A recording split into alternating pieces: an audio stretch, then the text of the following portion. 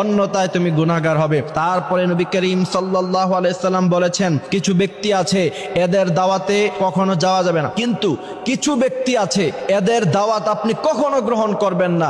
মনে রাখবেন, কিছু কিছু সময় নিজের ব্যক্তিত্ব ধরে রাখা আপনার জন্য অত্যন্ত গুরুত্ব, এবং আপনি যদি মান সম্মান নিয়ে সমাজে বাঁচতে চান, যদি আপনি চান যে আপনার একটা সম্মান থাকুক সমাজের মধ্যে, তাহলে অনেক সময় নিজের ব্যক্তিত্ব ধরে রাখতে হয়। এই প্রথম নাম্বার হচ্ছে যারা খাবার খাওয়ার পরে খোঁটা দেয়। কিছু মানুষ আছে দেখবেন, দাওয়াত দেওয়ার সময় অনেক অনুনয় বিনয় করে আপনাকে দাওয়াত দিবে, তারপরে যখন আপনি তার ঘরে খাবার খাবেন অথবা তার দাওয়াতে অংশগ্রহণ করবেন, পরবর্তীতে আপনাকে খোঁটা দিবে। কিছু বন্ধু বান্ধব এমন আছে, খাবারের সময় খাওয়ায় কিন্তু পরবর্তীতে অনেক খোঁটা দেয়, যা আমি তো তোর আজীবন খাওয়াই আসছি। এই সমস্ত যারা খোঁটা দেয়, নবী করিম সাল্লাল্লাহু আলাইহি সাল্লাম সবচাইতে বেশি তাদেরকে অপছন্দ করেছেন। সুতরাং খাবার খাওয়ানোর পরে খোঁটা যারা দেয়, তাদের দাওয়াতে কখনো অংশগ্রহণ করবেন না। এরা যদি